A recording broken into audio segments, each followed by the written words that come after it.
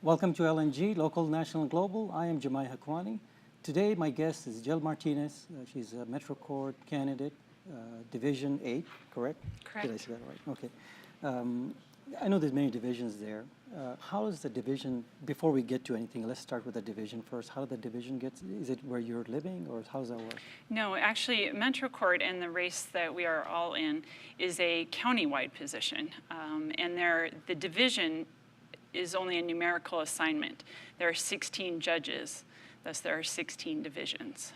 So you don't have a choice in that, right? No. I'm running in a particular, I'm running in Division 8, and so I would have that, if I'm successful, I would take over that caseload in Division 8. It's assigned to a caseload. Okay, well, I'm glad I asked that. No, but it is a county-wide race, so, Okay, so everyone knows. So Bernalillo County.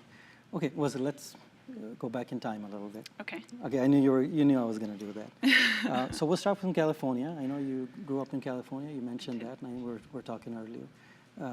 Tell me a little bit about that first. Did you go to high school there? Or? I did. My mother was a civilian contractor. She worked a lot with the military and Department of Defense, and my father's a retired fireman. He was LAFD, and we kind of bounced around a little because of the military. So I refer to myself as kind of a military brat, but I did finish high school. My sister was, unfortunately, she didn't get to finish in the same high school. We transferred schools quite often. What part of California? Southern California, Redondo Beach was the name of the town. Right. After that, I went to college in Hawaii. Most people don't realize that living in Hawaii. So you finished your high school and then you went straight to Hawaii? I went to Hawaii, yes. Okay. I was a marine biology major. I decided I was going to go play with dolphins and sharks and things. Okay. And when I got there, I absolutely hated it. And it's one thing to vacation there, it's another to live there. You didn't like Hawaii? I didn't. Wow, okay. So, was it like the academic? Was it some other reason besides just? It just wasn't for me. It wasn't my lifestyle. It wasn't comfortable. It wasn't home. Okay. So I came back to California, and I moved to Arizona. I went to the University of Arizona. I essentially visited the campus during the fall when it's beautiful, and I had yet to experience a summer there.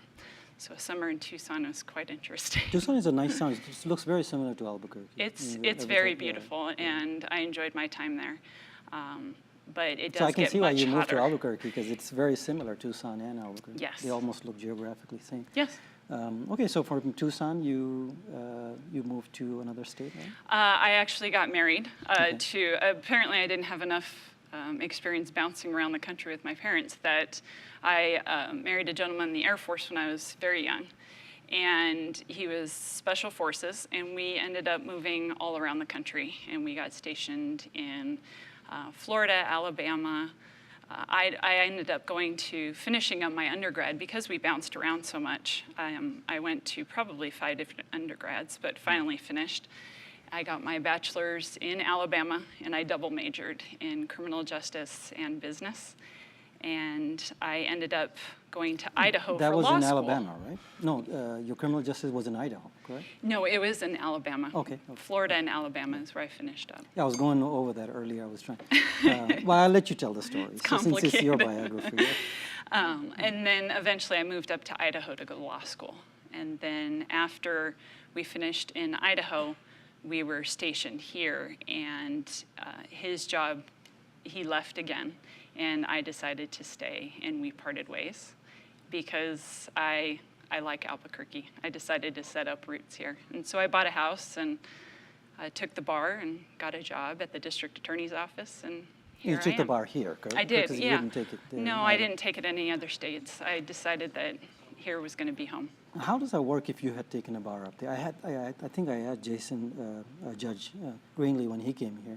How does that work if you take it here versus another state? You have to come and recertify? Or? You do. You have to take it. Different states have different rules. Some recognize each other's certification. We don't. In New Mexico, we don't. Right? Not at this point. I believe it's in the works to start changing that. But at this time, if you want to practice law in New Mexico, you have to be certified in New Mexico, and you have to take the bar. Okay, so you took the bar here. And, I did. And then you start practicing you came in as a trial attorney, right, for the DA's office? Yes, the DA's office, you start out in Metro, and you're a prosecutor in Metro Court, the same court that I'm running for. So. Usually, I think most individuals that I know usually start in some sort of a private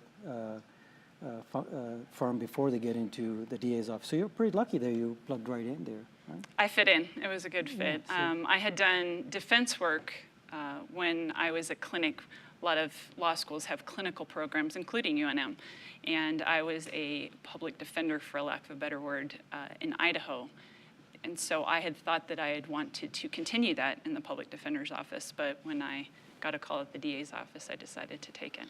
And you were ready for that because obviously you like prosecution at that point. You wanted to do prosecution at that point, right? It was a hard Something you switch. had thought about. I was in the mindset of being a defense attorney, and so when I had to switch to being a prosecutor, it took me a few weeks to transition over to get the prosecutor mindset versus the Most defense. people don't realize how different that is It because is. you're in a kind of a different mode when you're switching to prosecution Absolutely. from defense. Because even though you're an attorney in both, but then there's a lot of difference. There's a difference there. At least the individuals I talk to, they tell me, no, you got to switch hats, and I think it's a You whole. do. You got to create that whole ether of a prosecution because you're dealing with a different set of trials there and stuff. So you did a lot of trial work. Lots of trial work in Metro, and that's one of the things that's unique about Metro is it's very quick-paced, very fast-paced. It's all misdemeanors.